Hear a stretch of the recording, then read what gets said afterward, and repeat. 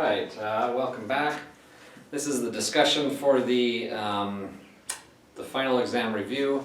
It's on the Canvas page. It looks like this. It was put out by the department, and I've gone through it, and this would be like the final exam on steroids. So if you're looking at this, freaking out, you should be able to know how to do all of the problems on this. But if they gave you this and said, here's your final, that would be a lot. So just be aware of that. You should be able to do everything on this this exam, but it's a lot. So let's do a few. Some of the answers are not kind. I've chosen the ones that I thought were the least kind to do. So, well, let's just dive in. Looking at section 1.1, let's look at A.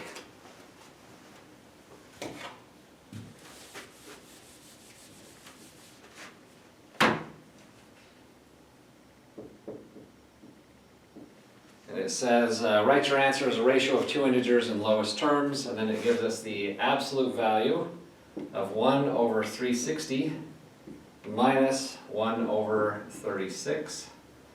Again, we're treating the absolute value like it's a parentheses, so we're going to, the order of operations says to do everything inside the parentheses first, and then, once I've simplified then this difference of these two fractions, then I'll apply the absolute value. So in order to get these fractions simplified, I need a common denominator. That is, of course, 360. So I'm going to multiply the top by 10, or I'm just going to add a 0 to the end of it, and I'm going to do the same thing for the bottom, multiply it by 10, and I have 360 as my common denominator. So if I do this subtraction, 1 over 360 minus 10 over 360 is negative 9 over 360. Still in absolute values. I can simplify this, 9 and 360, both divisible by 9. Doing so turns into still negative, still inside the absolute values, but that's 1 over 40. Now the absolute value of negative 1 over 40 is 1 over 40. And that's it. That's my, the instructions say, write your answer as the ratio of two integers in lowest terms. What she means is to simplify your fraction, right? So there it is.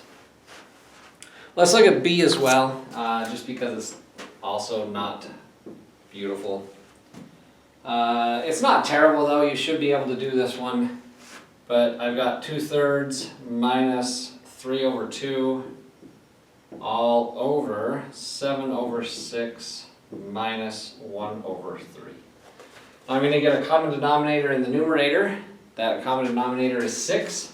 So to get that, I would multiply the left fraction by 2, top and bottom, and the right fraction by 3, top and bottom. The denominators, common denominator here is 6, so I just need to multiply the right one by 2, top and bottom.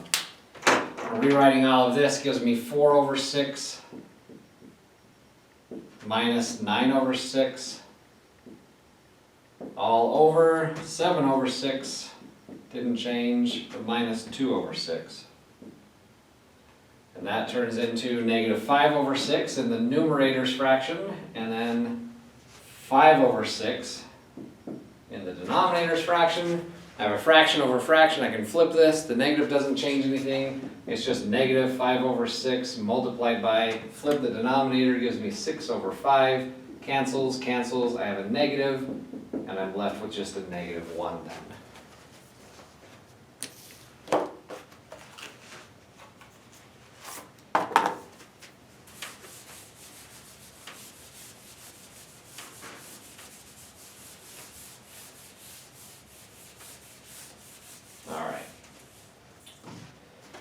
The next one, let's move to section 1.2. We'll do A and B in here. So 1.2 A. Write your answer as the ratio of two integers in lowest terms. Again, that's just if you get a fraction, write it in simplified terms. So A is the cube root of 3 multiplied by the 6th root of 81. Okay. So I can rewrite this as 3 to the 1/3.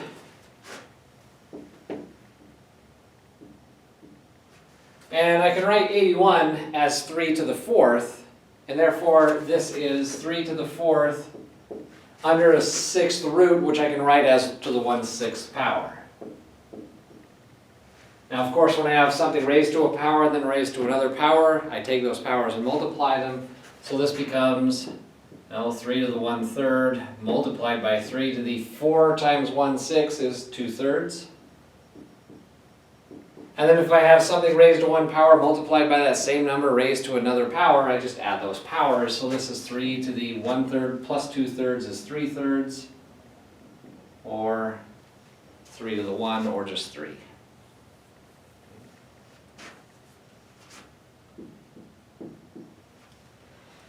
B is just a lot of manipulation. I've got the square root of the cube root of 729. Okay. So there's more than one way to look at this. You could say, well, what's the cube root of 729? That happens to be 9. And so I can take 9 and throw it under a square root, and we should get a 3, right? That's the quick way if you happen to know that 729 is 9 cubed, right? If you don't know that, what I can do is write 729 under a cube root as 729 to the 1/3 power. And that's all under a square root, so I can write that to the 1/2, right? Something raised to a power raised to another power is then 729 raised to the 1/3 times 1/2, which is the 6th root, right? This may not be any easier, but I happen to know that 729 is 3 to the 6th power, right? So if you didn't know that, you would just kind of break this down. This is the same thing as saying the 6th root of 729. But 729, if you break it down, is going to be 3, and you're just going to get 6 3s out of it. Right? So, at any rate, your final answer here is also 3. Again, not likely to see something of this magnitude on the final exam. You're only given a limited amount of time. If you went through this whole thing, I bet it took you more than 3 hours, but maybe not. I don't know. What do I know? Nothing. All right, let's look at the next.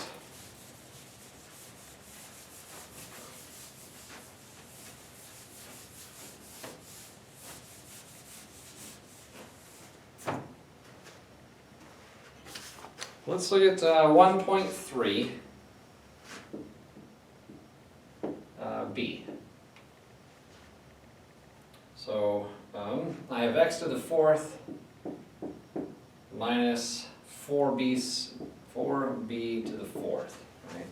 Now you have to recognize this is the difference of two squares, and therefore this would end up being the square root of the first is x squared plus the square root of the second is 2b squared. And then x squared, minus 2b squared. And you might be tempted to say, is this thing here also the difference of two squares? Well, yes, but also no, because 2 is not a nice square. So if I tried to factor this further, I'd end up with a square root of 2, and all of a sudden I'm not factoring inside the rational numbers anymore, or integers, and therefore we don't want to deal with that. So this is it for that one. One question that I see a lot on the final exams are this. Completely factor x to the 4th minus 1. This would factor as x squared, right? The square root of the first, plus the square root of the second, which is still 1, and then x squared minus 1. And then people stop here and they get it wrong, because x squared minus 1 is a difference of two squares, so you can keep going. So I have x squared plus 1 still, but this x squared minus 1 turns into x plus 1 and x minus 1. Okay. So keep that in mind. I've seen this on so many final exams, it's not funny anymore, but anyway, watch out for that.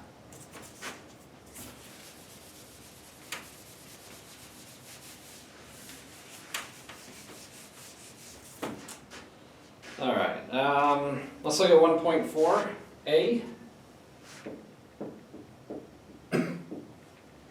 Sounds like in Canadian. A. Let's look at 1.4a.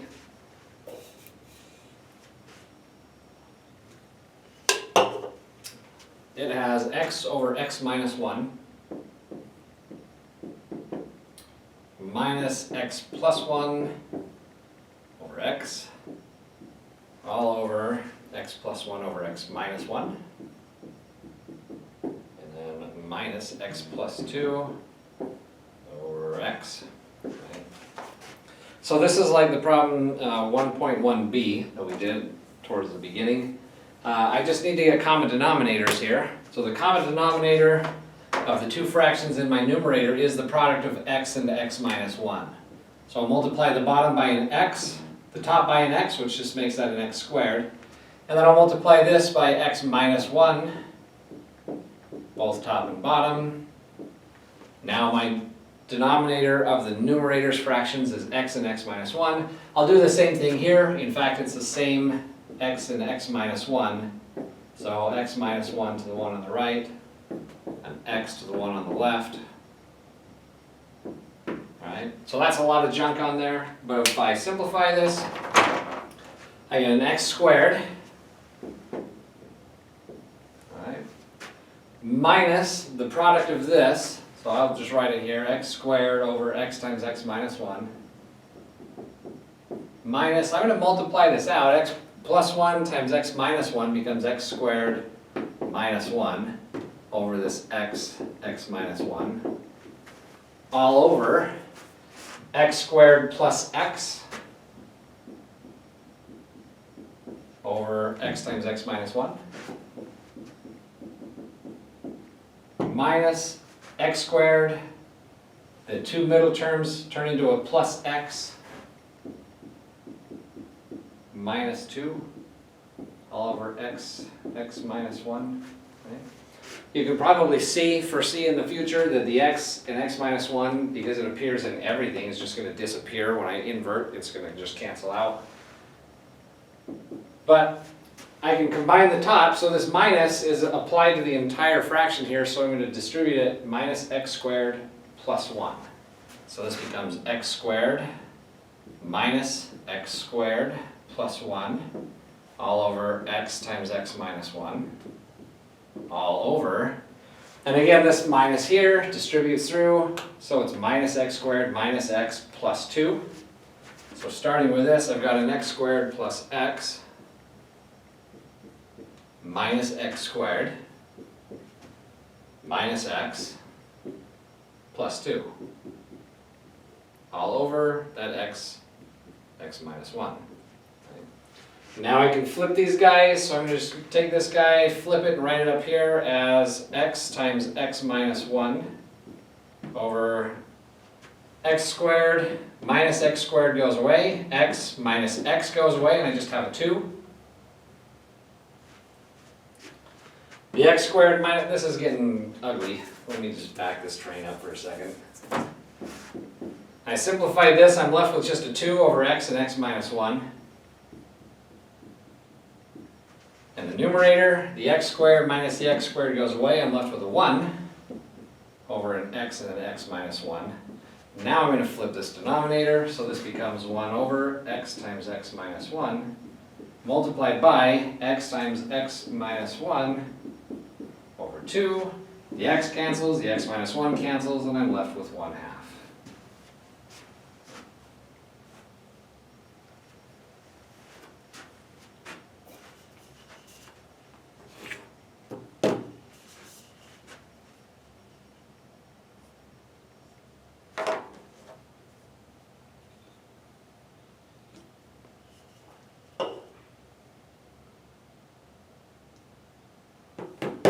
Okay, let's look at B from 1.4.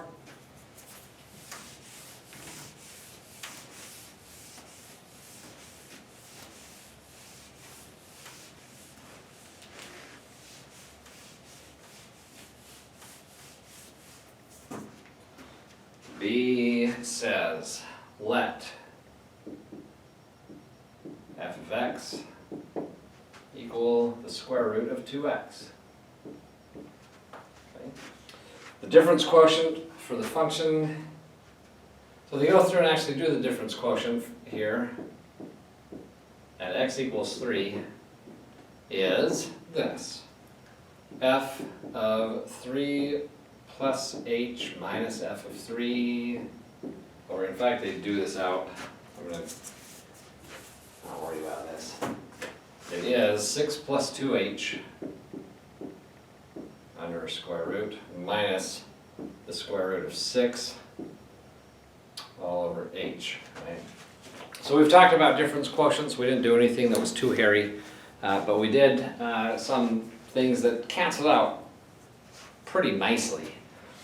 This doesn't, because I can't just say, oh, the 6 under square root cancels a 6 under a square root, because this 6 is added to a 2h under that square root. So what I need to do is rationalize this numerator so that I can get everything out of the square roots, right?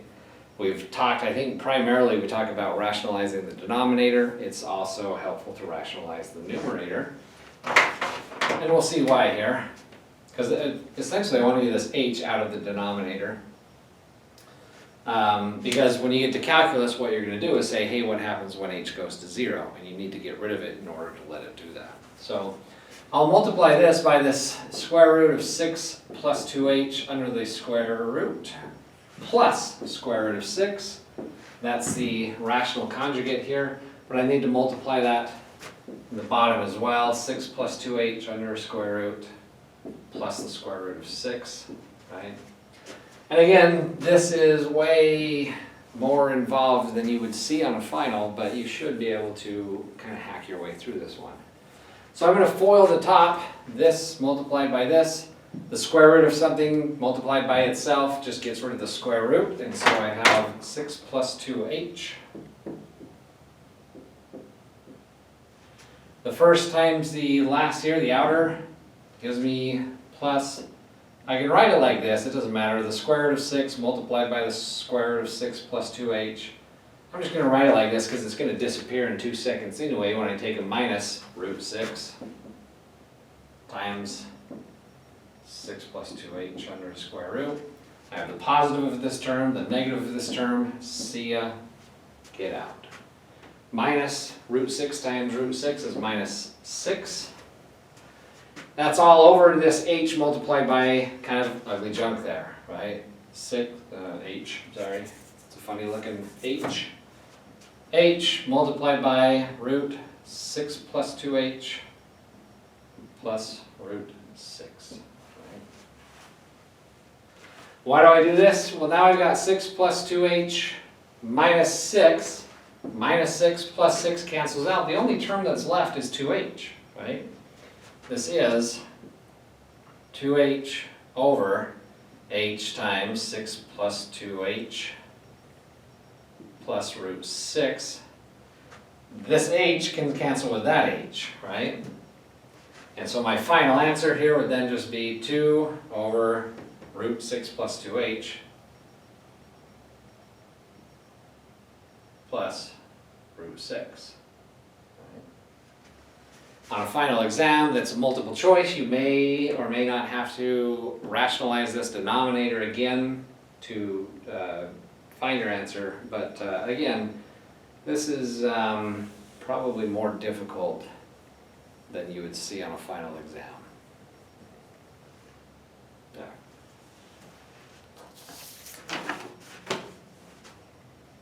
Oh, and then it says evaluate the simplified expression at h equals 0. That's actually nice because if h is 0, this term is 0, so I have root 6 plus root 6. That is 2 root 6's, which cancel out, which gives me 1 over root 6, or root 6 over 6. And that's your final answer if you were to evaluate it at 0. Which you can do now because we got rid of this h, but you can't do up here because if you try that, you're dividing by 0.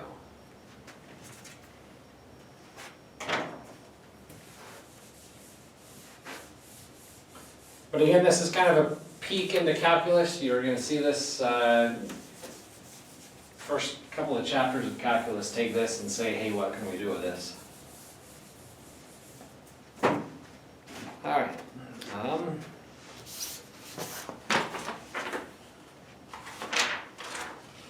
let's look at 1.5a.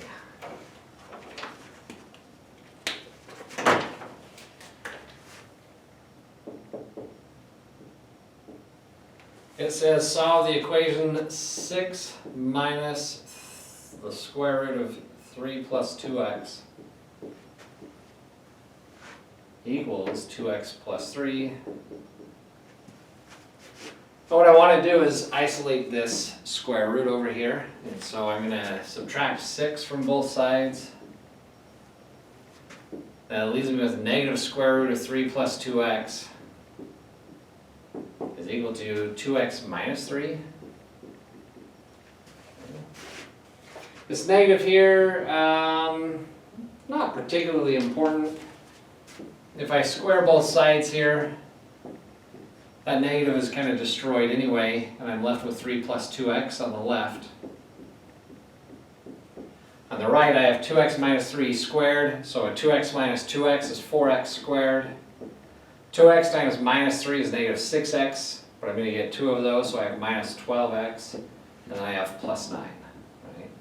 Now, you should know that when you square something, you could possibly introduce false solutions, because I will probably have 2 solutions to this second degree polynomial, but there may only be 1 solution to this square root problem up here, so you'll need to check your answers.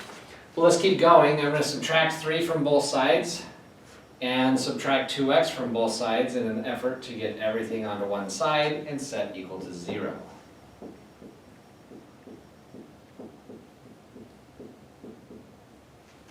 So I have this.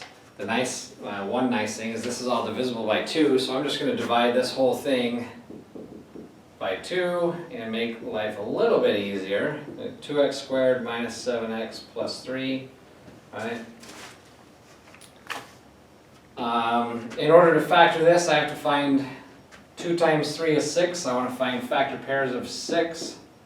It's not a whole lot of them that will add up to negative 7, but multiply to be a positive 6.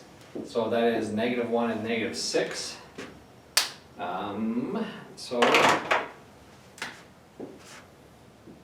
work here a little bit. If I factor this, then I'm going to rewrite it as 2x squared minus 7x. I'm going to run out of room for sure. Plus 3. Let me just rewrite it up here, leave the original problem where it is.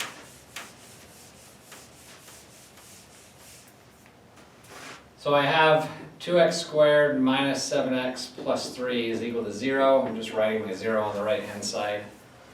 But I want the negative 1 and the negative 6, so that turns into 2x squared, and instead of minus 7x, I'm going to write it as minus 1x and then minus 6x. Right?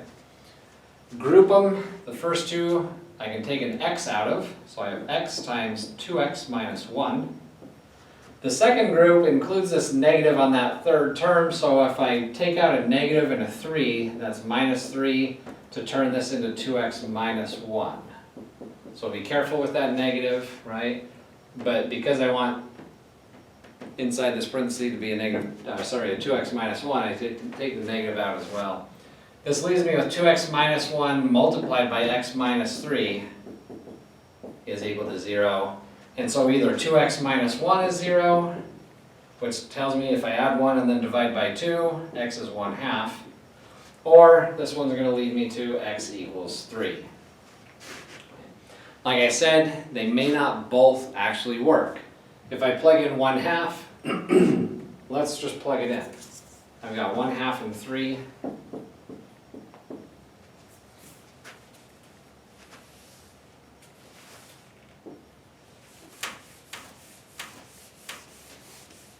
If I plug in 1/2, that tells me 6 minus the square root of 3 plus 2 times 1/2 should be the same as 2 times 1/2 plus 3, right? And so 2 times 1/2 is 1, so that is 6 minus the square root of 3 plus 1, which is 4, is equal to 1 plus 3, which is 4. The square root of 4 is 2, so 6 minus 2 is equal to 4. I think we can safely assume at this point we've got a solution, right? But if I try 3 in there, let's take a look and see what happens.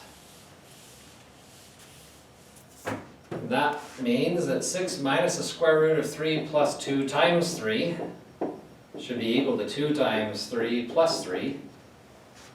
2 times 3 is 6, plus 3 more is 9, so that gives me 6 minus the square root of 9 equals 2 times 3 is 6, plus 3 more.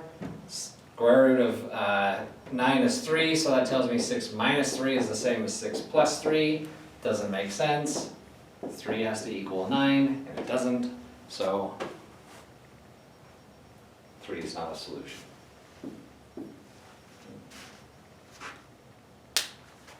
Okay.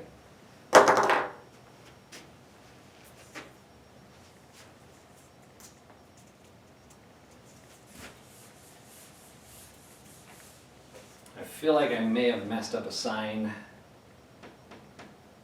If x ends up, and I've erased all my work so I can't double check it, but x may have ended up being a -3, should have been a -3, and I don't know for sure. I'd have to do the problem over because like a dummy I erased it.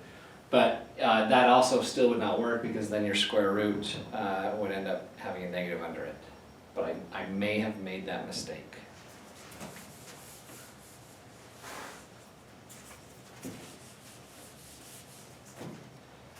All right, let's move on though. Let's look at 1.6a is a monster.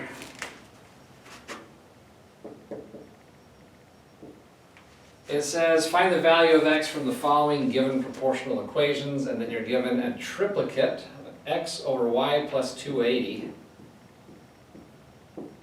should be equal to 30 over y plus 35 should be equal to 6 over y. You look at this and think, what the hell is that? You're not alone. What you can do, though, is create, well, you really have 3 equations. The first is equal to the second, the first is equal to the third, and then also the second is equal to the third, right? So you have 3 equations that you can play with, right? I took these 2 to start. I took these 2 to start because I have an equation that's only one variable. I can solve this for y. So I have 30 over y plus 35 is equal to 6 over y. I'm going to cross multiply, so 30y is equal to 6 multiplied by y plus 35.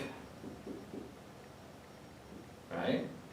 And I don't have a calculator with me, and it doesn't matter what 6 times 35 is.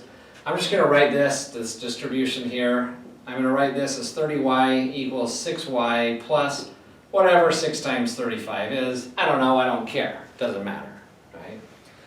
What I can do though is minus 6y from both sides. 30y minus 6y is 24y. And that is equal to whatever, again, 6 times 35 is, which is 180 plus 30 more, so 210. But again, I don't care, because I would end up dividing both sides by 24, right? And I get y is equal to whatever the result of this is, but 24 is divisible by 6, so 4. Y is 35 over freaking 4. Boo to that number, but that's what it is, right? Now, having that horrific thing to plug in,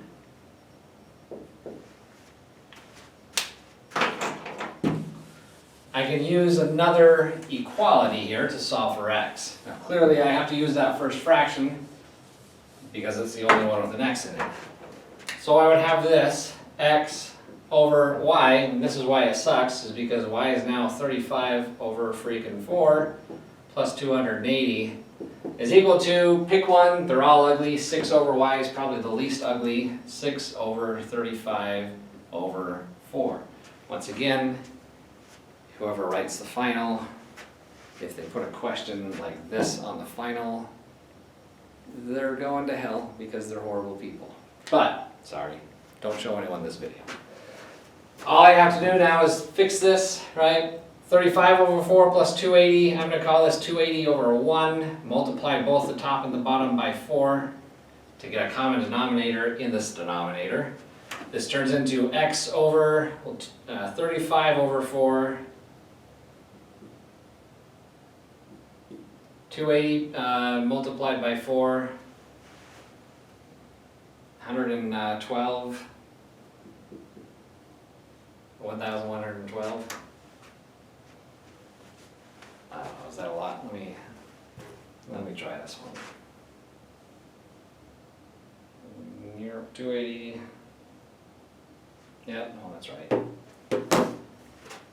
Equals, I'm just going to flip this denominator so it's 6 times 4, which is 24 over 35. Right? So this feels stupid doing this. It's so tedious. But this turns into x over 1, 1, 5, 5. The 4 comes up, multiplies the x, equals 24 over 35. The likelihood of them putting this on a final exam is like 0. But I'm going to multiply both sides by 1155 over 4. That way the 4 and the 1155 cancel on the left, and I have x solved. It's whatever the result of this crap is over here. 24 is divisible by 4, it ends up being a 6 there. 35, 105, 10, this is divisible by 7, and so is this. That leaves me with a 5. This is also divisible by 5, so this is going to go all the way, what the hell that is. Frickin' numbers from hell. 1155 divided by 35 is 33. So my answer is 6 times 33, which is 180 plus 18, so 196. Good Lord.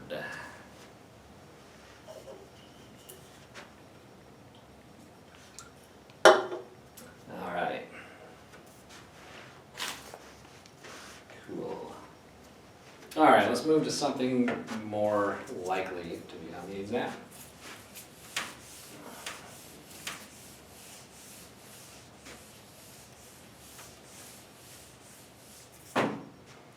All right, and again, you should be able to do these. That last one was just a doozy because y ends up being such a crappy number. Let's look at 1.7b.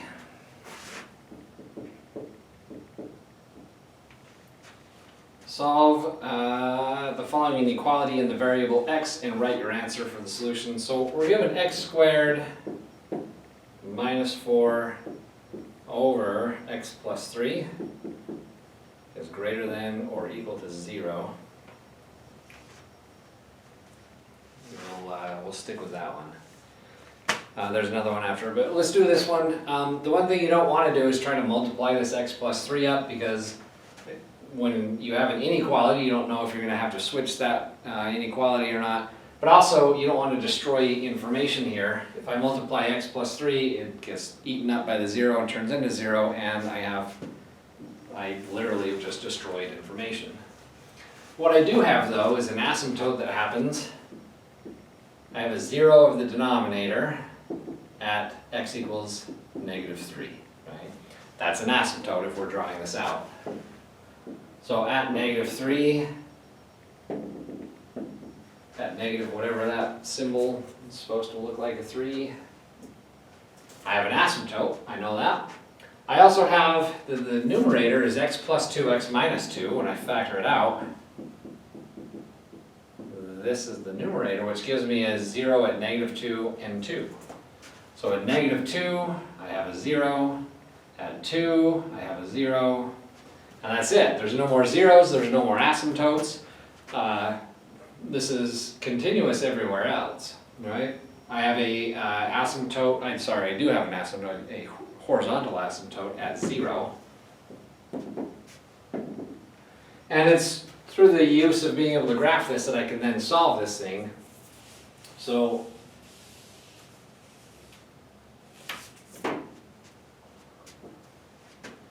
I I know I go through 0 at -2 and 2. All I really need to know is if I'm positive somewhere or negative somewhere else, kind of in this range over here. So I'm just going to plug in 0 and see what happens to this term on the left. But if I plug in 0, I get -4 in the numerator. 0 plus 3, this is negative, right? I don't know, I mean it's specifically -4/3. I don't need to know how negative it is, I just need to know it's negative, right? Because this one point tells me everything I need to know about the right-hand side of this graph, right? I know I have to come up and get that guy. I have to come up and get that guy, right? As I go to the left, I have only one option, because that was a single 0, a multiplicity of 1, right? I have to pass through. And the same is true here, since it's only a multiplicity of 1, I have to pass through. And as I go to the left here, I have two options. I can either go down this asymptote or up the asymptote, but if I go down, I have to cross over 0 again, and that doesn't happen. So my only choice here is to go up. Now, as I go to the right, I only have one choice. I have to approach this horizontal asymptote. So I have some sort of boop, and then I come back and flow towards that asymptote. Now, what happens on the left-hand side here, again, is only determined really by one thing. If I'm positive or negative somewhere. So I'm going to plug in, say, -4, and see. If I have -4 squared minus 4 over -4 plus 3, -4 squared is a positive 16, minus 4 over -4 plus 3 is -1, so this is then 12 over -1 is -12. So it's very negative, and again, it doesn't really matter how negative it is, but it's down there.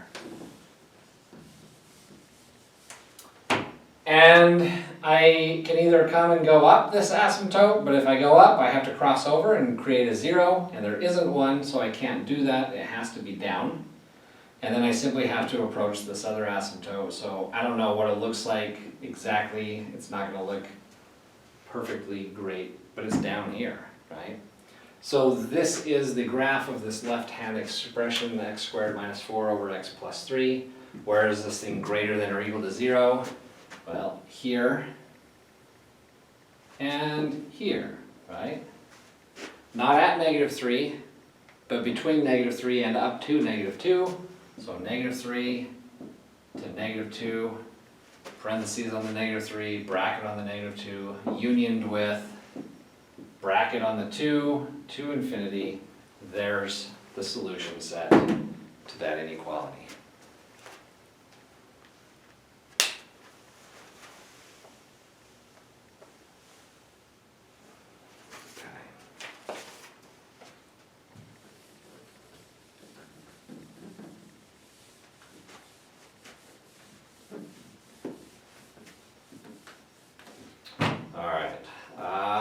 Let's look at 1.8a.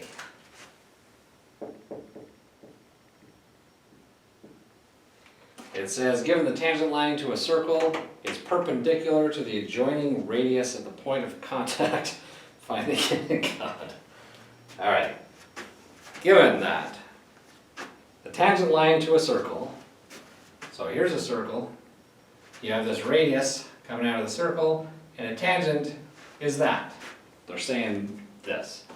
Given that the tangent line, this line, to a circle, that circle, is perpendicular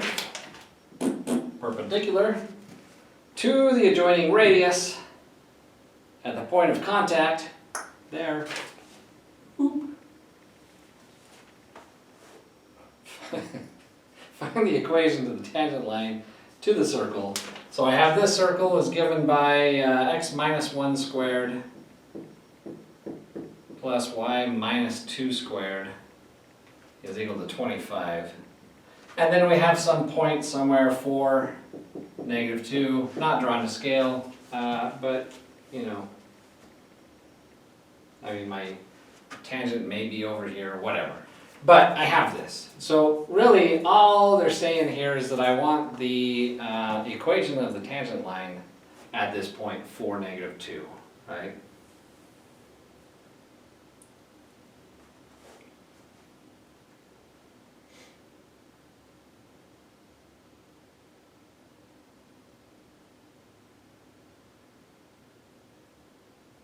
Okay.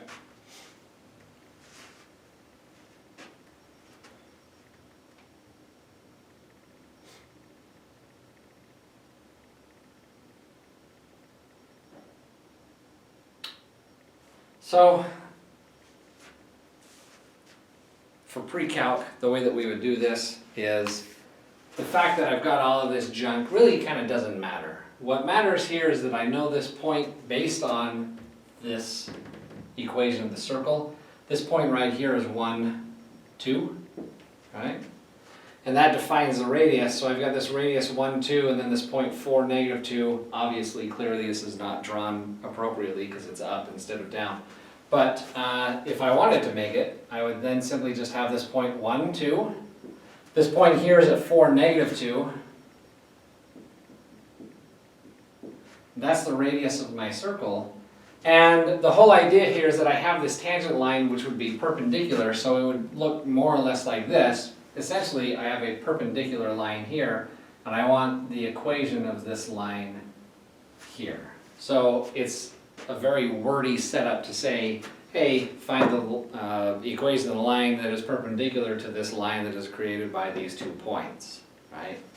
So, let me get rid of this picture here. The radius, this line, has a slope of negative 2 minus 2 over 4 minus 1, or negative 4 over 3. Right. To be perpendicular to this, and this is the only thing I want out of that radius, is to be perpendicular to this, then the slope of my line is then going to be a positive 3 over 4. Flip it, change the sign, that's my slope. I have this, I know that I go through a point, 4, negative 2, that's all I need to create my line, right? I have y equals 3 over 4 times x plus some b, but then I just have to plug in this x and y. So negative 2 equals 3 over 4 multiplied by 4 plus b, and solve for b. 4's cancel out, minus 3 gives me negative 5. And so b is 5, so my slope, or my equation then is y equals 3 over 4 x minus 5,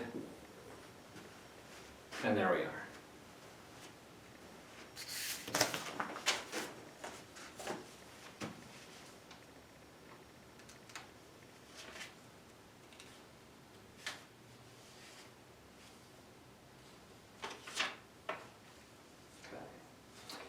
Let's look at 2.4.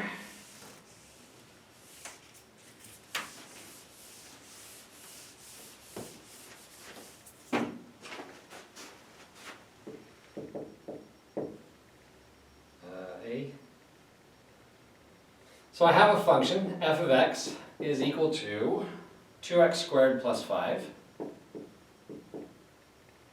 And then we want the quotient, the difference quotient.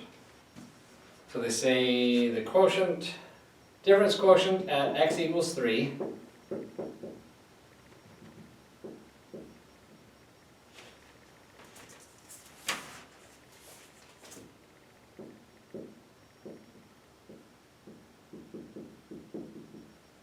is f of 3 plus h minus f of 3 all over h, right?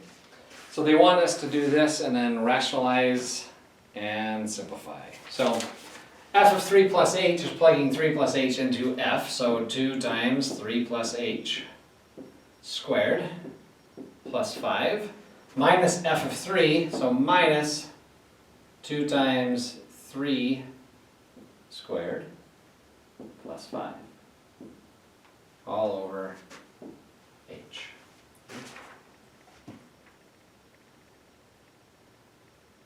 So this is then, simplify this, 3 plus h squared is 9 plus 6h plus h squared, if you multiply that out, plus 5 minus 2 times 9, so 18, minus 5. Okay. All over h still. Distribute here, that gives me 2 times 9 is 18. 2 times 6h is 12h, plus 2h squared, plus 5 minus 18 minus 5, all over h. Give myself a little bit of room up here.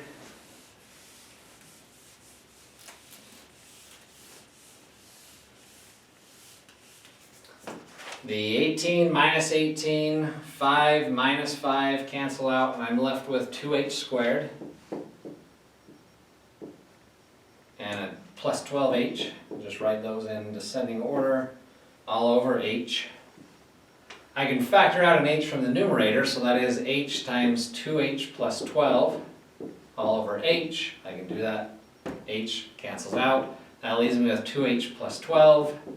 And then the last part of this says evaluate it at h equals 0. And so if h equals 0, I end up with just 12.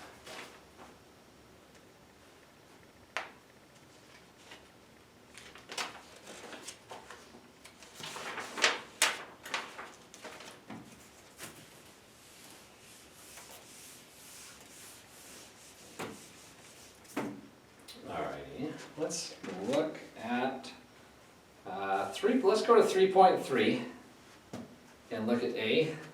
So as it says, solve, and we're given 2x to the fourth minus 5x to the third plus 10x squared minus 20x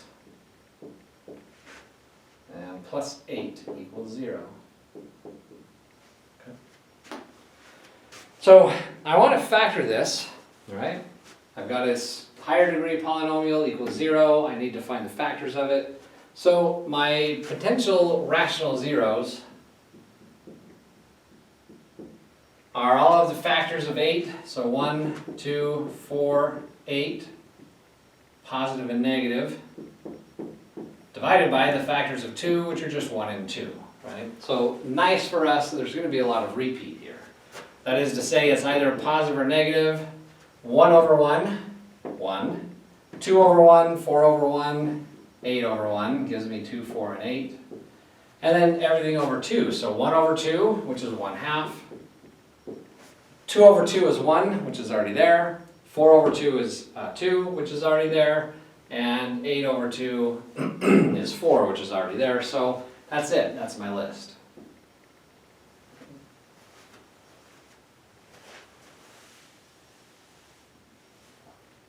So, I'm going to try a synthetic division with probably the easiest one to do, which is a 1, right? So I'm going to take this 2, minus 5, 10, minus 20, 8, try to knock out, let's just go with 1.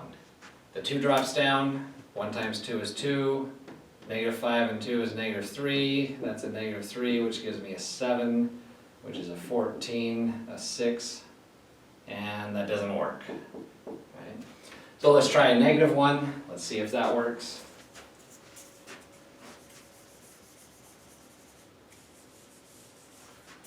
Two drops down, negative 2, that gives me negative 7, that's a positive 7, 17, so negative 17, that gives me negative, not going to work, right? So the 1 doesn't work, that's a bummer, let's move on to 2.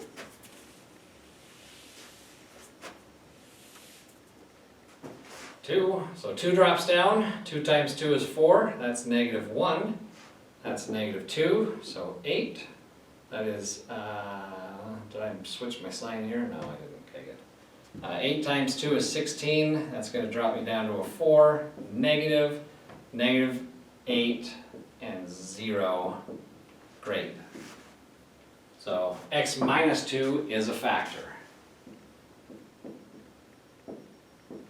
It worked once. Maybe it'll work twice. Let's try it. 2 drops down, 2 times 2 is 4, that's a 3. 3 times 2 is 6. This isn't going to work for us. Alright, so 2 doesn't work a second time, but yeah, maybe negative 2 will work, so let's try that. And really with the fourth degree, I really need to only find 2 of them because the result after that would be a second degree polynomial, and I should be able to factor that by hand. So let's try negative 2. The 2 drops down, times negative 2 is negative 4. This gives me negative 5. Times negative 2 is a positive 10, which is 18. 18 times negative 2 is negative 36. This isn't going to work for us, right? So that's it. 1, 2. Let's try 4.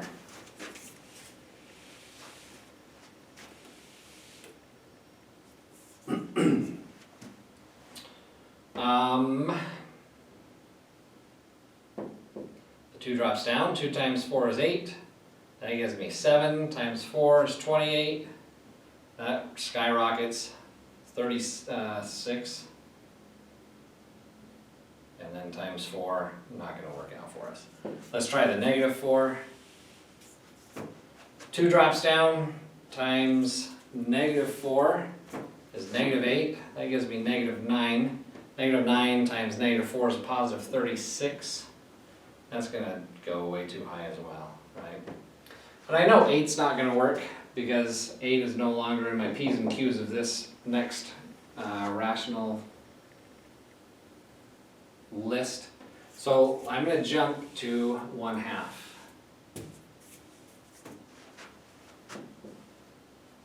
So the 2 drops down. 2 times 1/2 is 1. That's a 0. Times 1/2 is still 0. That's an 8 times 1/2 is 4, and that gives me a 0, right? So this tells me that x minus 1/2 is another factor, right? And I'm left with then this 2x squared minus 8.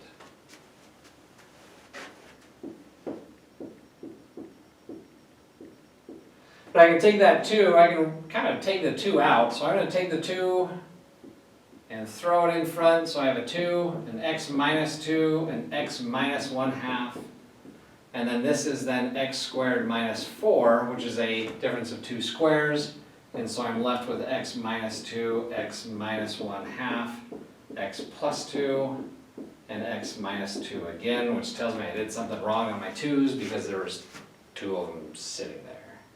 No, it doesn't, because this is a plus, and therefore that's wrong.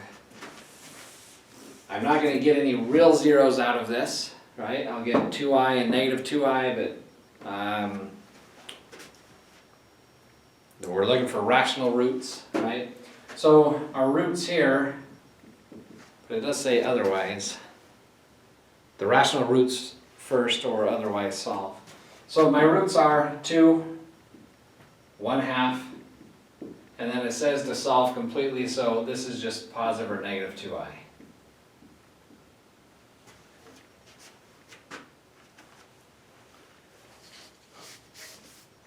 All right.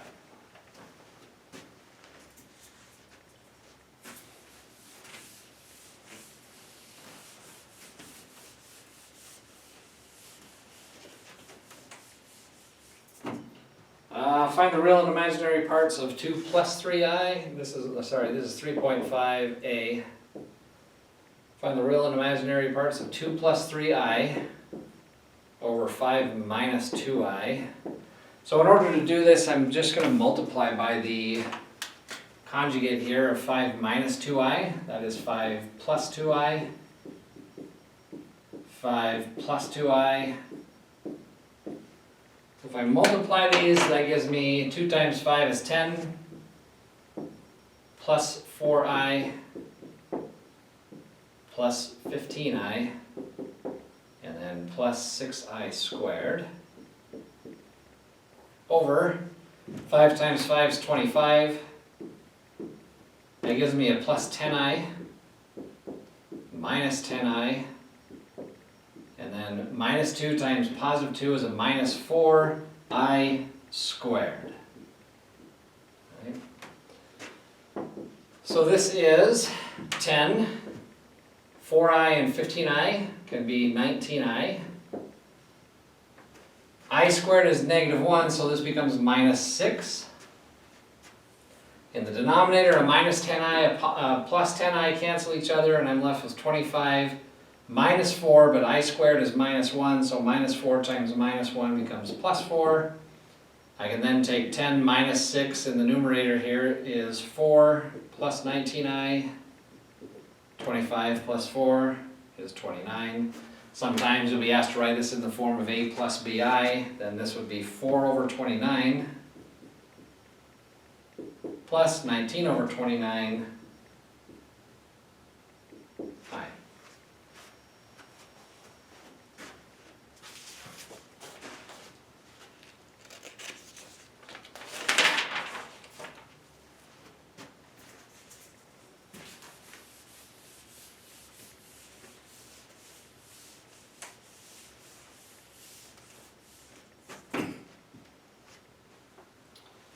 Alright, let's look at 4.3a. It says, write your ratio, your answer is ratio of two integers in lowest terms. We have the log base 8 of 32 equals what? So if you just say, well, this is equal to something, I can rewrite this now, this is equation, as 8 to the x equals 32. But each of these is 2. 8 is 2 to the third, so 2 to the third raised to the x gives me 2 to the 3x. 2 to the fifth is 32. Therefore, I have 3x equals 5, or x equals 5/3.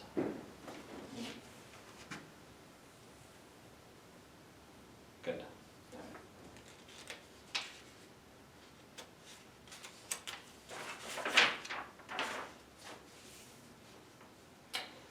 On 10.5, talks a little bit more in depth about using inverse matrices. We didn't do that, so 10.5b is a question for math. I forget what they call it, but it's linear algebra. I forget what number it is, but you'll see that in the future. Let's look at 10.7. Short end is, it's not going to be on your final. Alright, 10.7 is find the partial fraction decomposition of 2x plus 3 over x minus 1, x plus 1. So again, this is going to turn into something over x minus 1 plus something over x plus 1, right? This is a very simple first type where everything is very simple in the denominators. This is just going to be a over x plus 1, or x minus 1, and b over x plus 1. So I multiply everything by x minus 1 and x plus 1 to clear my denominators, and that leaves me with 2x plus 3 is equal to a times the x minus 1 cancels out, but it's then multiplied by x plus 1. And then the x plus 1 cancels out, but I have an x minus 1. Okay. And I just use nice convenient values. What happens when x is equal to 1? Well, if x is 1, I have 2 times 1 plus 3, which is 5. 1 plus 1 is 2, so 2a. And then 1 minus 1 is 0, so that whole thing goes away.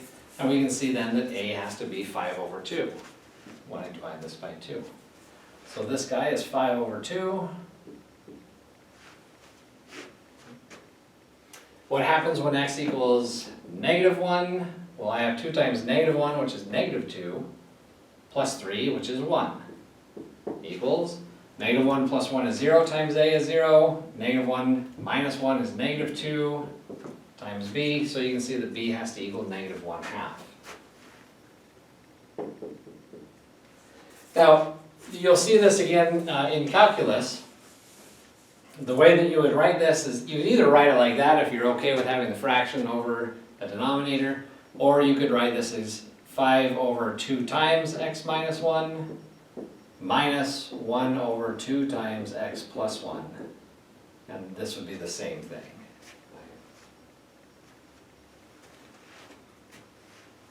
Let's look at C in 10.7c.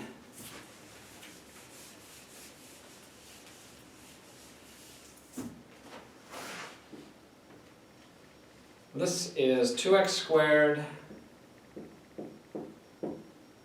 minus x plus 8 all over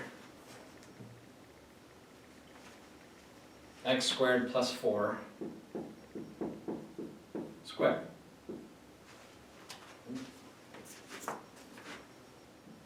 Now, this x squared plus 4, I can't simplify that. It's not the difference of two squares in, the reals. So the only thing I can do is say that there's possibly something that came from x squared plus 4 and an x squared plus 4 squared. I'll write the squared first here. That's really the only way I can break it up, is that this might have come from something over an x squared plus 4 squared itself, but I also might have a piece that was over an x squared plus 4. Right? Now, in order for this to make sense, then I have to match up my numerators with potential denominator. Because this denominator is the second degree, I would then say that this could be an ax plus b. And because this one's the second degree, then I can have this as a cx plus d.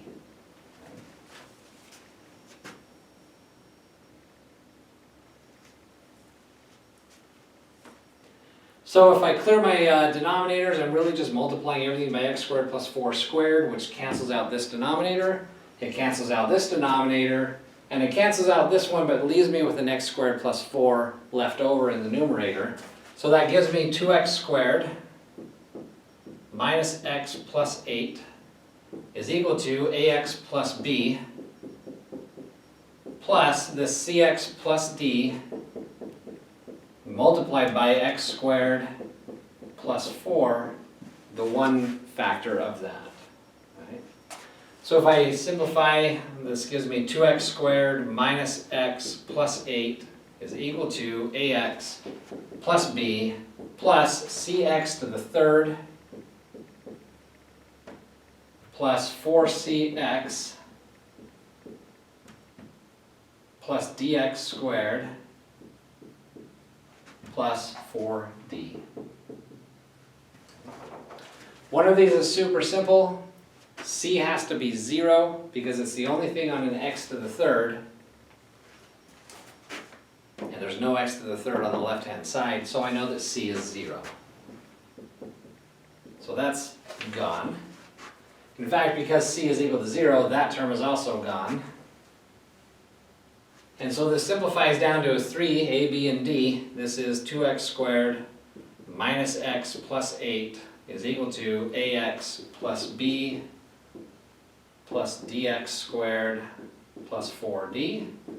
I'm going to rewrite the right-hand side here.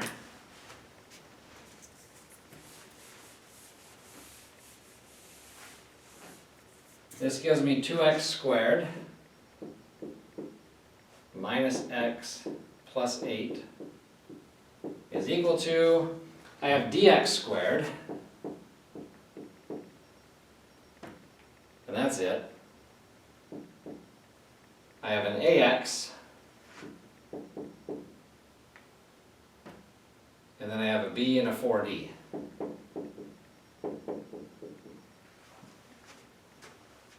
So this one's nice and easy because d has to be 2, a has to be -1, and then b plus 4d have to equal 8.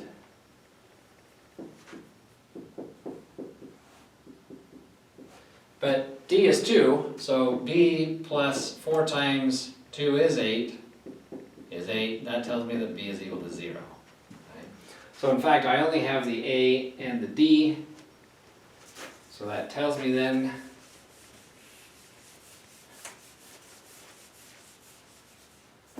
that this 2x squared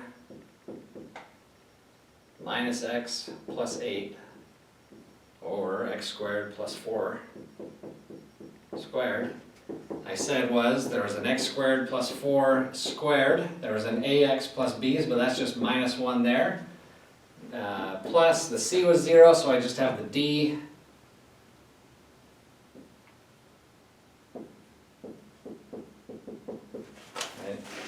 it should be that.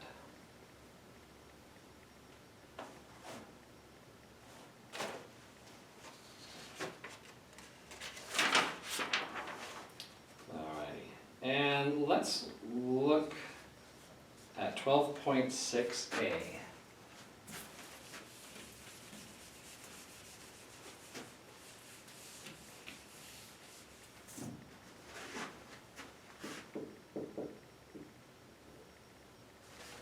Says find the coefficient of x to the fourth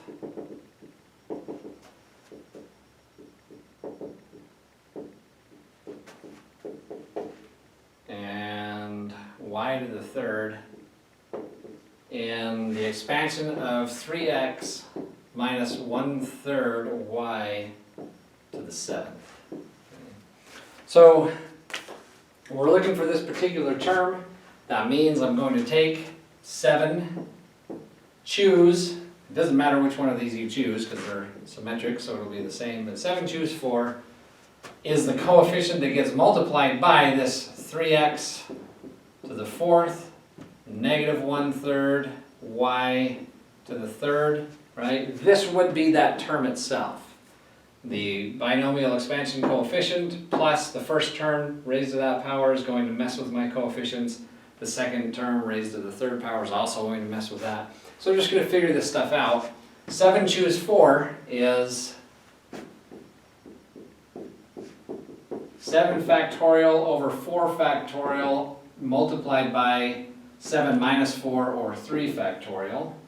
That is to say 7 times 6 times 5 times 4 times 3 times 2 times 1 over 4 factorial, I'll just write here, 4 times 3 times 2 times 1, cancels a whole bunch of junk out. I've also got a 3 factorial, but that's just 3 times 2 times 1, that's all just a 6, so I'm left with 35.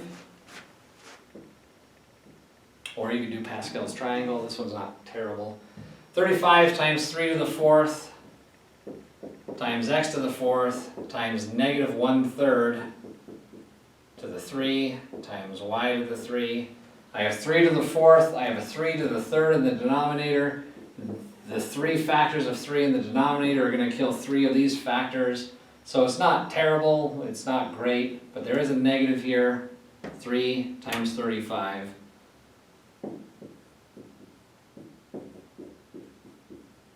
So my coefficient is negative 105.